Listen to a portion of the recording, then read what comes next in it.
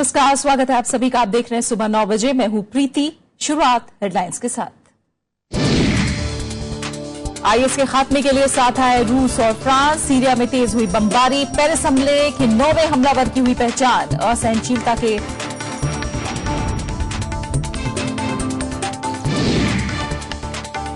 असहनशीलता के मुद्दे पर सरकार को घेरने की तैयारी में विपक्ष। रणनीति बनाने के लिए कांग्रेस की अगले हफ्ते होगी बैठक।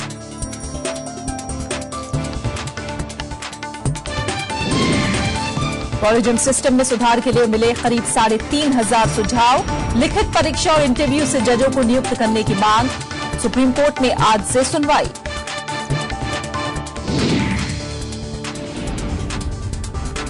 तमिलनाडु में बारिश थमने से राहत और बचाव तेज। सुरक्षित निकाले गए 50,000 लोग। 7 दिनों की बारिश में मृतकों का आंकड़ा 100 के पार।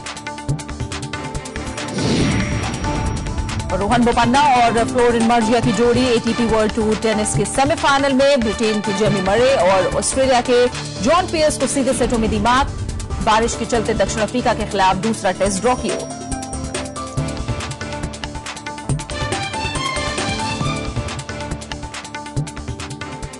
पेरिस हमले के बाद आईएस के खिलाफ अभियान में अब फ्रांस और रूस ने मिलकर सीरिया में बमबारी की है। फ्रांस के राष्ट्रपति ने आईएस से निर्ममता से बदला लेने की बात कही है।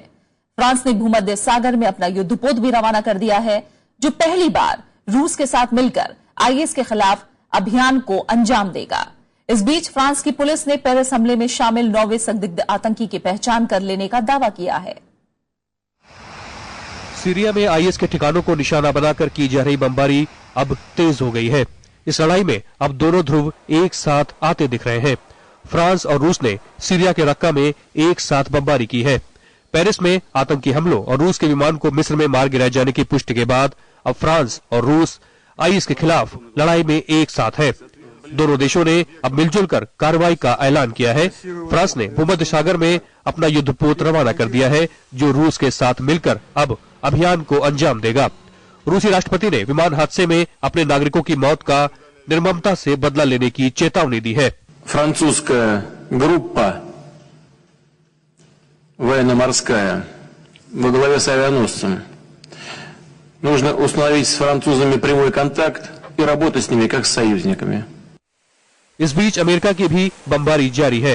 राफेल और मिराज लड़ाकू विमानों की बमबारी में आईएस के कमांड सेंटर और प्रशिक्षण केंद्र को तबाह करने का दावा किया गया है। गठबंधन सेना के साथ ही अमेरिका और फ्रांस ने खुफिया सूचना का आदान प्रदान बढ़ाने का भी फैसला किया है। इस बीच पेरिस हमले के बाद संसद को संबोधित करते हुए राष्ट्रपति ओलांद ने अंतर्राष्ट्रीय समुदाय से सीरिया मुद्दे पर सहयोग की अपील की है। उन्होंने सीरिया को आतंकवाद की सबसे बड़ी फैक्ट्री बताया है। ओलांद ने कहा कि उनका देश आईएस को खत्म करके ही दम लेगा। La déchéance de nationalité ne doit pas avoir pour résultat de rendre quelqu'un apatride. Mais nous devons pouvoir déchoir de sa nationalité française un individu condamné pour une atteinte aux intérêts fondamentaux de la nation ou un acte terroriste. इस बीच France की police ने Paris हमलों में 9 लोगों के शामिल होने का दावा किया है। पुलिस ने सीसीटीवी फुटेज में 9वें संदिग्ध की पहचान का दावा किया है। केंद्रीय मानव संसाधन विकास मंत्री स्मृति ईरानी ने भी कल पेरिस पहुंचने के बाद बाटाक्लान थिएटर में मारे गए लोगों को श्रद्धांजलि दी। शुक्रवार को हुए आतंकी हमले के मामले में फ्रांस से लेकर बेल्जियम तक तलाशी अभियान चलाया गया है। हालांकि हमले के बाद जिंदगी अब पटरी पर लौटने लगी है। मारे गए लोगों की याद में पेरिस में एफिल टावर समेत दूसरी इमारतों को फ्रांसीसी राष्ट्रीय ध्वज के रंग में रोशन किया गया है। Bureau report, Rajya Sabha TV. उधर जर्मनी और नीदरलैंड के बीच हनोवर स्टेडियम में कल होने वाला दोस्ताना फुटबॉल मुकाबला रद्द करना पड़ा। मैच में विस्फोटक रखे होने की खबर के बाद यह फैसला लिया गया। मैच देखने के लिए जर्मनी की चांसलर एंजेला मर्केल भी आने वाली थी। आनन फानन में दर्शकों को बाहर करके पूरे स्टेडियम में तलाशी ली गई। जर्मनी के गृह मंत्री ने कहा कि बम रखे होने की सूचना विश्वसनीय सूत्र से आई थी। उन्होंने ज्यादा जानकारी देने से इनकार कर दिया। पेरिस हमले के 5 दिन बाद ये मैच हो रहा था। इससे पहले ब्रसेल्स में बेल्जियम और स्पेन का दोस्ताना फुटबॉल मुकाबला भी इस वजह से रद्द करना पड़ा था। केंद्रीय गृह मंत्री राजनाथ सिंह ने भारत में आईएस के बढ़ते खतरे से इनकार नहीं किया है। दिल्ली में एक समारोह में उन्होंने कहा कि देश में आंतरिक सुरक्षा से संबंधित मुद्दों पर विचार विमर्श के लिए जल्द ही मुख्यमंत्रियों की एक बैठक बुलाई जाएगी। उन्होंने कहा कि हम हालात पर नजर बनाए हुए हैं। पेरिस आतंकी हमले के बाद दुनिया भर में आईएस आतंकियों का खतरा बढ़ गया है। केंद्रीय गृह मंत्री राजनाथ सिंह ने कहा है कि आईएस किसी खास देश के लिए नहीं बल्कि पूरी दुनिया के लिए खतरा है। उन्होंने भरोसा दिया है कि देश आईएस के खतरे से निपटने के लिए पूरी तरह से तैयार है। बताऊं कि ये आईएस का खतरा केवल किसी एक देश का खतरा नहीं है, बल्कि एक ग्लोबल एक चैलेंज है और सभी देशों को मिलकर इसका मुकाबला करने की जरूरत है और भारत भी इस संबंध में पूरी तरह से सजग है। पेरिस हमले के बाद भारत में सुरक्षा एजेंसियों को और चौकस कर दिया गया है, लेकिन जानकारों का मानना है कि कट्टरता की वजह से युवाओं का आईएस की तरफ आकर्षित होना चिंता का विषय है। इंटेलिजेंस एजेंसीज हैं और लोग हैं, वो निगरानी रखें, जरूर रखें और अगर उनको कुछ ठोस कदम उठाने पड़े डी रेडिकलाइजेशन के लिए, जैसे कि मैं समझ ये मेरे ख्याल से दक्षिण भारत में या और कुछ इलाकों में पुलिस के जो अधिकारी हैं उन लोगों ने डी रेडिकलाइजेशन के प्रोग्राम्स शुरू किए हैं।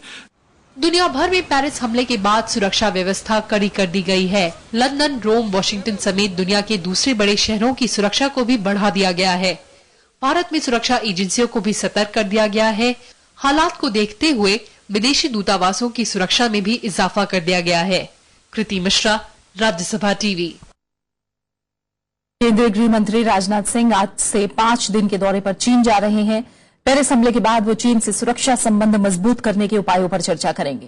दोनों देश आतंकवाद के खिलाफ सहयोग बढ़ाने पर भी बात करेंगे। वो चीन के शीर्ष नेतृत्व से मिलेंगे और आपसी रिश्ते मजबूत करने पर चर्चा करेंगे। पूर्वोत्तर के उग्रवादी संगठनों पर नकेल कसने के लिए भी गृहमंत्री राजनाथ सिंह चीन से सहयोग मांगेंगे। पिछले 1 दशक में किसी गृह मंत्री की यह पहली चीन यात्रा होगी। मई में प्रधानमंत्री नरेंद्र मोदी ने चीन का दौरा किया था। चीन के उपराष्ट्रपति भी इस महीने भारत दौरे पर आए थे। चीन के केंद्रीय सैन्य आयोग का शीर्ष प्रतिनिधिमंडल ने भी इसी हफ्ते भारत का दौरा किया है। संसद के शीतकालीन सत्र में विपक्ष असहनशीलता का मुद्दा जोर शोर से उठाएगा। कांग्रेस ने इसके संकेत दिए हैं। जेडीयू ने भी इस मुद्दे को उठाने का ऐलान किया है। माना जा रहा है कि कांग्रेस अध्यक्ष सोनिया गांधी अगले हफ्ते बैठक करके संसद की रणनीति को आखिरी रूप देंगी। बिहार चुनाव में विपक्षी महागठबंधन की जीत के बाद यह संसद का पहला सत्र होगा। असहनशीलता पर कांग्रेस राष्ट्रपति प्रणब मुखर्जी को भी ज्ञापन सौंप चुकी है। संसद का सत्र 26 नवंबर से शुरू हो रहा है। ये इश्यू जवाब दिया है बिहार में, पार्लियामेंट में भी ये इश्यू रेज किया जाएगा। उसके बावजूद लोगों की अदालत तक पहुंचेगा ये विषय।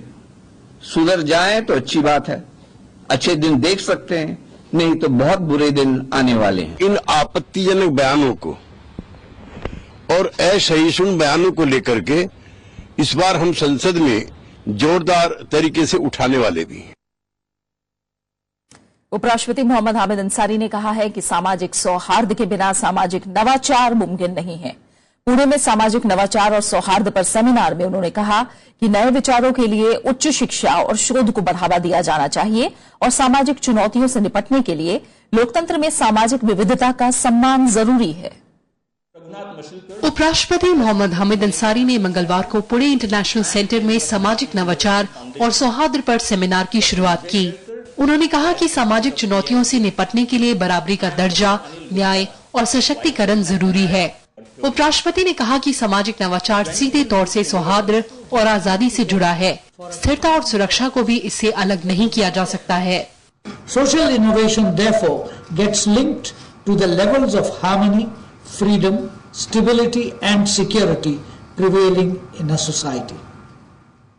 By the same token, its promotion requires an orientation of values, objectives and priorities towards the well-being of all, and to this end purposeful strengthening and promotion of institutions, policies and practices. उपराष्ट्रपति मोहम्मद हामिद अंसारी ने कहा कि लोकतंत्र में सामाजिक विविधता का सम्मान जरूरी है। इसके लिए संविधान में अल्पसंख्यकों के अधिकारों की सुरक्षा की व्यवस्था की गई है। If democracy is not receptive to various identities in a plural society, then it remains only a majoritarian democracy that underprivileges the minorities. It is for this reason that the Indian Constitution has provisions for the protection of minority rights as well as balancing group rights with individual rights. उपराष्ट्रपति ने कहा कि भारत में सामाजिक नवाचार की लंबी परंपरा रही है, लेकिन वैश्विक सूची में 141 देशों में भारत 81वें स्थान पर है। उन्होंने नवाचार के लिए उच्च शिक्षण संस्थानों की संख्या बढ़ाने का सुझाव दिया। उपराष्ट्रपति ने कहा कि छोटे और लघु उद्योगों में नवाचार को बढ़ावा देने से कारोबार में आसानी और बुनियादी ढांचे को मजबूत बनाने में मदद मिलेगी। मोहम्मद हामिद अंसारी ने कहा कि नए विचारों को बढ़ावा देने के लिए शोध में निवेश जरूरी है, साथ ही बौद्धिक संपदा अधिकार व्यवस्था में सुधार किया जाना चाहिए। दीप्ति वशिष्ठ कुणाल, राज्यसभा टीवी।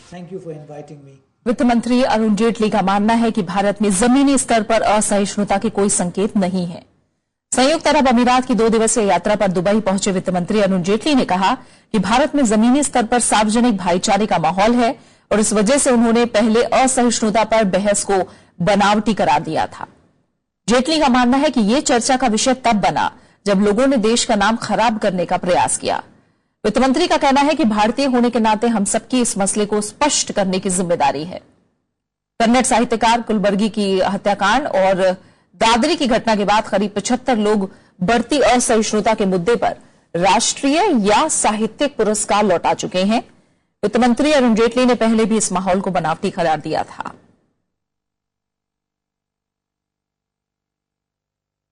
कांग्रेस ने बीजेपी नेता सुब्रमण्यम स्वामी के राहुल गांधी की नागरिकता पर आरोपों को बेबुनियाद करार दिया है। बीजेपी ने इस मामले में राहुल गांधी से सफाई देने की मांग की है। राहुल गांधी की ब्रिटिश नागरिकता के आरोप पर कांग्रेस ने 2003 में कंपनी की ओर से जारी इनकॉर्पोरेशन दस्तावेज पेश किए हैं, जिसमें राहुल गांधी की नागरिकता भारतीय दर्ज है। पार्टी ने इसे बीजेपी की अंदरूनी खींचतान की ओर से ध्यान हटाने की कोशिश करार दिया है। There is nothing just to defame Rahul Gandhi ji and also Congress party. They wanted to divert the issue because now they are fighting internally. BJP ने इस मामले में राहुल गांधी से सफाई मांगी है।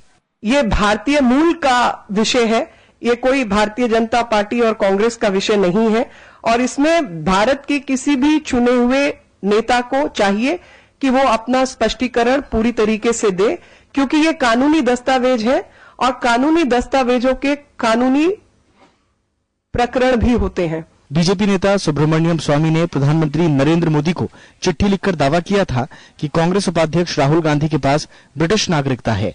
उन्होंने राहुल गांधी की भारतीय नागरिकता और लोकसभा की सदस्यता रद्द करने की मांग की है। कि श्री राहुल गांधी 2003 में एक कंपनी को बनाते हैं इंग्लैंड में। उसमें उन्होंने जरूर लिखा है कि हम भारतीय हैं। वो एड्रेस भी बदल देते हैं और सिटीजनशिप भी बदल देते हैं, दोनों के लिए उन्होंने सूचना देते हैं। इस मामले में ब्रिटेन सरकार के कंपनी मामलों के विभाग कंपनीज हाउस की ओर से सफाई दी गई है, जिसमें कंपनी के रिटर्न्स में राहुल की नागरिकता ब्रिटिश लिखे जाने में टाइपिंग की गलती होने की बात कही गई है। Bureau report, Rajya Sabha TV. CPM ने पश्चिम बंगाल और केरल में विधानसभा चुनाव की तैयारी शुरू कर दी है। इस सिलसिले में 27 दिसंबर को पार्टी कोलकाता में एक बड़ी रैली करेगी। पार्टी का दावा है कि वहां की ब्रिगेड मैदान में कम से कम 10 लाख लोग जमा होंगे। 27 दिसंबर से ही पार्टी का विशेष अधिवेशन भी शुरू होगा, जिसमें संगठन पर पेश रिपोर्ट और प्रस्ताव पर चर्चा की जाएगी। पश्चिम बंगाल और केरल दोनों जगह फिलहाल सत्ता से बाहर सीपीएम ने विधानसभा चुनाव की तैयारी शुरू कर दी है। पश्चिम बंगाल में फिर से सत्ता वापसी पार्टी के लिए बड़ी चुनौती है। यहां पार्टी 35 साल लगातार सत्ता में रही, लेकिन 2009 के लोकसभा चुनाव में हार के बाद पार्टी विधानसभा और उसके बाद के बड़े चुनाव हारती रही। इसके बाद पार्टी का राष्ट्रीय राजनीति में भी कद कम हुआ। Tens of thousands of jantas covering all the 77,000 odd polling booths in the state. So in that sense, the organization preparation, while holding this plenum, the organization preparations for the forthcoming assembly elections have also begun.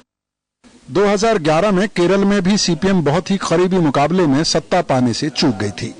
Party के आकलन के मुताबिक इसकी बड़ी वजह आंतरिक कलह था। राज्य में हाल के पंचायत चुनाव के नतीजों से पार्टी जोश में है। लेकिन पार्टी महासचिव सीताराम येचुरी जानते हैं कि अगले साल होने वाले विधानसभा चुनाव में पार्टी की जीत के लिए राज्य के पूर्व मुख्यमंत्री और पार्टी के सबसे लोकप्रिय नेता वीएस अच्युतानंदन की भूमिका अहम होगी। VS Achuthanandan is also doing what he did because he has been a communist for the past 70 years plus. VS Achuthanandan has never done anything that is not in the particularly such campaigns that is not in the interest of the party. खोए जनाधार को पाने की कवायद में CPM ने 27 दिसंबर से कोलकाता में 4 दिन का विशेष अधिवेशन बुलाया है। इससे पहले पार्टी ने 1978 में विशेष अधिवेशन किया था। श्याम सुंदर, राज्यसभा टीवी। फिलहाल एक छोटा सा ब्रेक और ब्रेक के बाद देखेंगे देश भर में छठ की उमंग।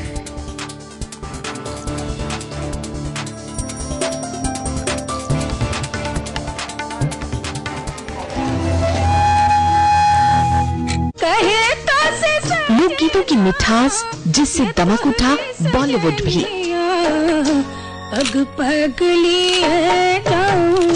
छठ की रौनक उनकी आवाज के बगैर अधूरी है।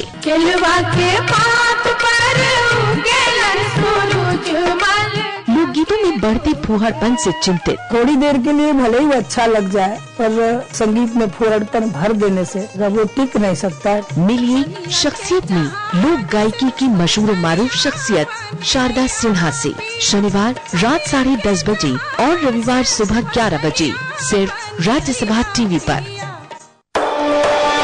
आपका मुद्दा,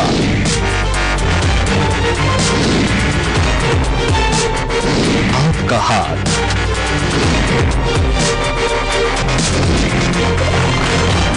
सरकार तक पहुंचेगा आपका सवाल। राज्यसभा टीवी बनेगा आपकी आवाज।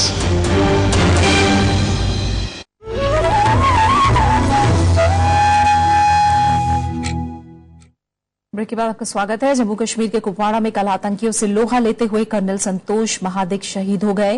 वो राष्ट्रीय राइफल्स की 41वीं कोर के कमांडिंग अफसर थे। उन्हें नियंत्रण रेखा पर आतंकियों की घुसपैठ की जानकारी मिली थी, जिसके बाद सेना और पुलिस ने 13 नवंबर को अभियान शुरू किया था। महादिक पर कल आतंकियों ने फायरिंग की थी। इसके बाद वो गंभीर रूप से घायल हो गए थे। उन्हें अस्पताल ले जाया गया, लेकिन बचाया नहीं जा सका। महादिक ने 1998 में सेना में भर्ती हुए थे। रक्षा मंत्री मनोहर पर्रिकर ने कहा कि हमें इस बात पर गर्व है कि कर्नल महादिक ने देश की रक्षा के लिए अभियान का नेतृत्व करते हुए अपने प्राणों की आहुति दी।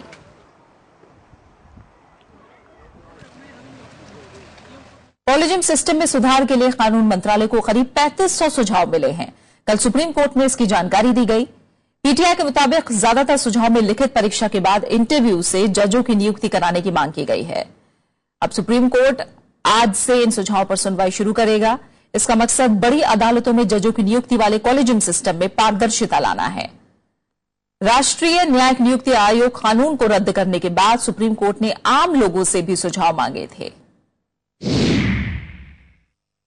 तमिलनाडु और आसपास के इलाकों में एक हफ्ते से जारी भारी बारिश कहर बनकर आई है, लेकिन बारिश का दौर कुछ थमने के बाद राहत का काम तेज हुआ है। राज्य में सेना, वायुसेना और दमकल के साझा ऑपरेशन में 50,000 लोगों को सुरक्षित स्थानों पर पहुंचाया गया है। मृतकों का आंकड़ा अब 100 के पार हो गया है। दक्षिण में रेलवे यातायात बुरी तरह से प्रभावित हुआ है और कई ट्रेनें रद्द भी करनी पड़ी हैं। तमिलनाडु में बारिश रुकने के बाद राहत और बचाव का काम तेज हो गया है। सेना, तटरक्षक बल और एनडीआरएफ के साथ दूसरी एजेंसियों ने करीब 50,000 लोगों को सुरक्षित स्थानों पर पहुंचाया है। पिछले एक सप्ताह में हुई भारी बारिश ने जनजीवन अस्त व्यस्त कर दिया है। कई घर अब भी पानी में डूबे हुए हैं। तो अभी हमारी टीम जो है टोटल 12 टीम चेन्नई रीजन में ताम्बरम में डिप्लॉय है और हम लोग पूरी कोशिश के साथ जो फंसे हुए लोग हैं उसको अपने तकनीकी तरीके से अपने बोट की मदद से अपने लोगों से के जो सक्षम है उनके द्वारा मैं उसको निकाल रहा हूं, जिसमें कुछ प्रेग्नेंट महिलाएं भी थी, बुजुर्ग भी थे, बच्चे भी थे। सबको हमने बहुत ही अच्छे तकनीकी तरीके से अब तक हमने रेस्क्यू ऑपरेशन किया है और अभी हमारा रेस्क्यू ऑपरेशन जारी है। बारिश का सबसे ज्यादा असर यातायात पर पड़ा है। सड़कें कई जगह टूटी हुई हैं, तो रेलवे स्टेशनों पर मुसाफिरों की भारी भीड़ है। ट्रेनों में देरी और रद्द होने की वजह से कई यात्री फंसे हुए हैं। यहाँ से पता किया तो बता रहे ट्रेन है नहीं, पूरे ट्रेन कैंसिल है। कोरोमंडल एक्सप्रेस आना था कल इवनिंग, लेकिन अभी तक वो यहाँ आया नहीं है। काफी लोग यहाँ पे परेशान में हैं। We are planned going to the Tirupati for darshan. Unfortunately, train has been cancelled, but the railway central government is very poor. अब भी सैकड़ों नागरिक पानी में फंसे हुए हैं। सबसे बुरा हाल कांचीपुरम जिले का है। कांचीपुरम में कई इलाकों में घरों में पानी घुस गया है। पीड़ित इलाकों में खाने के पैकेट और बोतल बंद पानी गिराया जा रहा है। मौसम विभाग के मुताबिक अब भारी बारिश का खतरा टल गया है। As far as forecast for next 24 hours is concerned, it is likely to rain at few places in Tamil Nadu and Puducherry. As far as Tiruvallur district is concerned, 1 or 2 places may experience heavy rainfall, and as far as Chennai city is concerned, cloudy with the possibility of shower in some areas. Andhra Pradesh में भी उत्तर पूर्वी monsoon से भारी बारिश हो रही है। राज्य के चित्तूर, नेल्लूर और कडप्पा के कई इलाकों में पानी भर गया है। राज्य में अब तक 6 लोगों की मौत हो चुकी है। 15,000 लोगों को राहत शिविरों में भेजा गया है। एनडीआरएफ की टीम ने राज्य में बचाव का काम शुरू कर दिया है। Bureau report, Rajya Sabha TV. दाल और प्याज के बाद टमाटर के दाम भी आसमान छूने लगे हैं। एक महीने में टमाटर की कीमतों में 50% तक की बढ़ोतरी हो गई है। दिल्ली में 1 किलो टमाटर 62 रुपए का बिक रहा है। एक महीने पहले कीमत 41 रुपए थी। वहीं दूसरे शहरों में टमाटर 30 रुपए से 50 रुपए किलो तक पहुंच गया है। हालांकि सरकार का कहना है कि जल्द ही नई फसल आएगी और कीमतों में गिरावट शुरू हो जाएगी। खाद्य और उपभोक्ता मामलों के मंत्रालय ने आज उच्च स्तरीय बैठक भी बुलाई है। इसमें जरूरी चीजों की कीमतों की समीक्षा की जाएगी। बैठक में जमाखोरों के खिलाफ कार्रवाई पर भी चर्चा होगी। रेलवे ने न्यूनतम किराया 5 रुपए से बढ़ाकर 10 रुपए करने का ऐलान किया है। यह फैसला 20 नवंबर से लागू होगा। इससे कम दूरी का सफर करने वालों को ज्यादा पैसे देने होंगे। नई दरें गैर उपनगरीय सफर पर लागू होंगी। इससे न्यूनतम किराया प्लेटफॉर्म टिकट के बराबर हो जाएगा। रेलवे के मुताबिक अक्सर लोग प्लेटफॉर्म टिकट लेने के बजाय किसी स्टेशन का टिकट ले लेते थे। इससे रेलवे स्टेशनों पर भीड़ बढ़ती थी। इसे नियंत्रित करने के लिए यह फैसला लिया गया है। दिल्ली में नर्सरी एडमिशन में गड़बड़ी करने और मनमानी फीस वसूलने वाले निजी स्कूलों की अब खैर नहीं है। कैपिटेशन फीस लेने वाले स्कूलों पर कड़ी कार्रवाई की जाएगी। इसके लिए दिल्ली स्कूल एजुकेशन संशोधन बिल आज से शुरू हो रहे विधानसभा सत्र में पेश होगा। दिल्ली सरकार बुधवार से शुरू होने वाले विधानसभा सत्र में दिल्ली स्कूल एजुकेशन संशोधन बिल पारित करने जा रही है। सरकार के मुताबिक प्रत्यक्ष या अप्रत्यक्ष रूप से कैपिटेशन फीस लेने पर स्कूलों पर सख्त कार्रवाई होगी। इसमें कैपिटेशन फीस का 10 गुना या 5 लाख रुपए जुर्माने का प्रावधान है। इसके अलावा दोषियों को 3 साल की सजा देने की बात कही गई है। इसके अलावा सरकार अब नो डिटेंशन पॉलिसी यानी 8वीं तक बच्चे को फेल ना करने की पॉलिसी को भी खत्म करने जा रही है। इस संशोधन बिल में प्राइवेट स्कूलों के अकाउंट का वेरिफिकेशन का प्रावधान होगा। रिटायर्ड जज और चार्टर्ड अकाउंटेंट स्कूलों के अकाउंट की जांच करेंगे।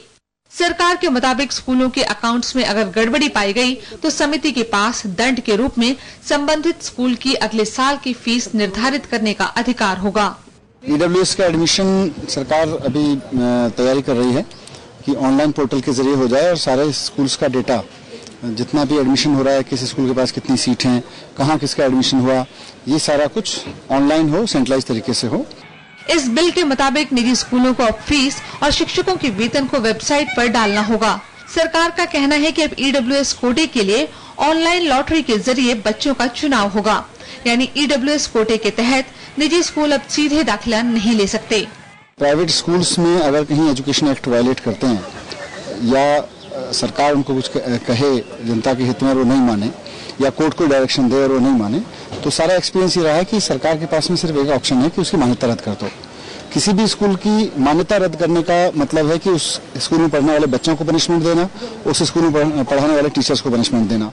दिल्ली स्कूल एजुकेशन संशोधन बिल के अलावा जन लोकपाल बिल भी इस विधानसभा सत्र में पेश किया जा सकता है। इनके अलावा कुछ और अहम बिल भी लाने की बात सरकार कह रही है, लेकिन फिलहाल तो सबकी नजर एजुकेशन बिल पर टिकी है। अनु दीवान, राज्यसभा टीवी।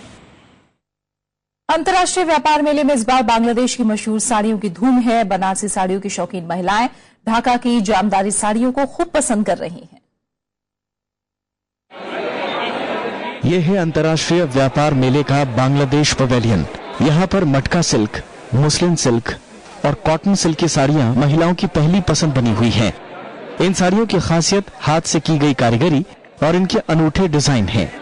बांग्लादेश की साड़ियाँ नो डाउट बहुत ही अच्छी हैं और इसमें स्पेशली जो कॉटन और कॉटन मिक्स सिल्क जो है बहुत अच्छा है, काफी वैरायटी है और रेट वाइज भी बहुत सही है। हमने जो भी जामदानी साड़ी देखी मुझे बहुत खूबसूरत लगी साड़ीज, क्योंकि अदरवाइज हम लोग दिल्ली में रहते हैं तो ज्यादा सिल्क साड़ी या कॉटन साड़ीज ही प्रेफर करते हैं। तो ये पहली बार ही हमने इस ट्रेड फेयर में ये वैरायटी देखी है। ये जामदानी साड़ी मुझे तो बहुत ही पसंद है, मैंने पहले भी पहनी हुई है, लेकिन यहाँ देख के मुझे बहुत अच्छा लग रहा है क्योंकि अच्छे अच्छे डिजाइन लेके आए हैं ये लोग। ये सिल्क में मुझे ज्यादा शौक है तो मुझे अच्छी लगी, अच्छी है साड़ियाँ, वैरायटी बहुत अच्छी है। ढाकाई जामदानी साड़ी की कीमत 4,000 रुपए से लेकर 10,000 रुपए तक की होती है। जामदानी साड़ी जो वर्ल्ड में चलता है, इसलिए वो इंडिया का बहुत डिमांड है। ये हमारा ट्रेडिशनल चीज है, ये हम बहुत लेके आया, बहुत कस्टमर भी ले रहा है, इसलिए हम लोग को ज्यादा जामदानी साड़ी लेके आया। एग्जीबिशन है ना, इधर हम लोग 5-7 सालों से पहले से आ रहा है, तो वो हमारा ये जामदानी ढाकाई जामदानी बोलता है उसको, तो ये वर्ल्ड वाइड में हमारा बांग्लादेश में होता है और हमारा इलाका में होता है। बांग्लादेश को इस व्यापार मेले में फोकस कंट्री का दर्जा दिया गया है, लिहाजा बांग्लादेश की बनी साड़ियों के 40 से ज्यादा स्टॉल लगाए गए हैं।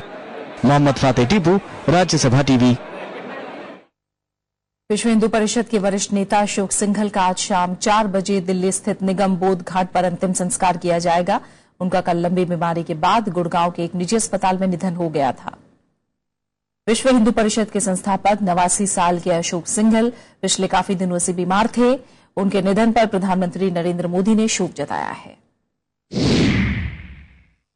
बात खेल की दुनिया की करते हैं। रोहन बोपन्ना और रोमानिया के फ्लोरिन मोर्गिया की जोड़ी साल के आखिरी ATP world tour tennis tournament के सेमीफाइनल्स में पहुंच गई है।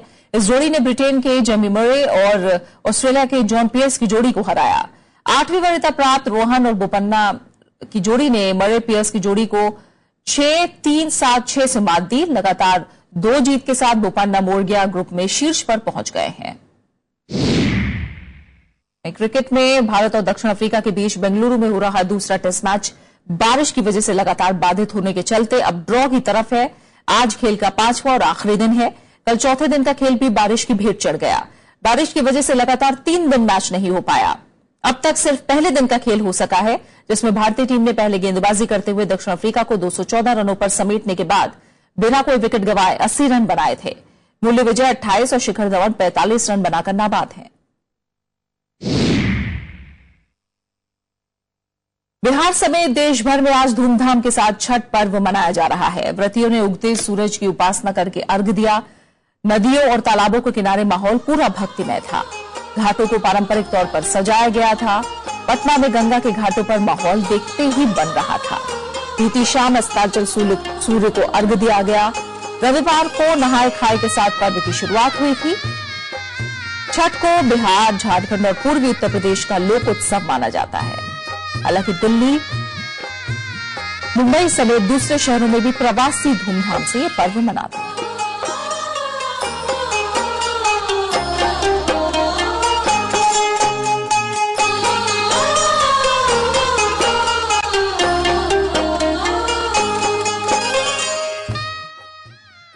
अब आखिर में एक नजर हेडलाइंस पर। आईएस के खात्मे के लिए साथ आए रूस और फ्रांस। सीरिया में तेज हुई बमबारी। पेरिस हमले के 9वें हमलावर की हुई पहचान।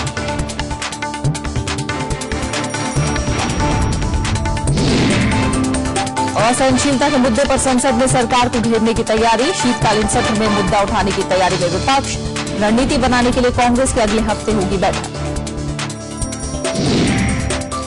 कॉलेजियम सिस्टम में सुधार के लिए मिले करीब 3,500 सुझाव। लिखित परीक्षा और इंटरव्यू से जजों को नियुक्त करने की मांग।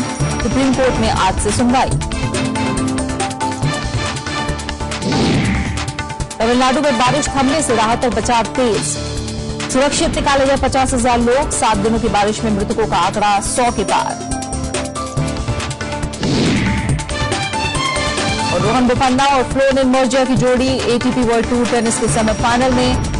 ब्रिटेन के जेमी मरे और ऑस्ट्रेलिया के जॉन पियर्स को सीधे सेटों में दी मात। बारिश के चलते दक्षिण अफ्रीका के खिलाफ दूसरा टेस्ट ड्रॉ की ओर।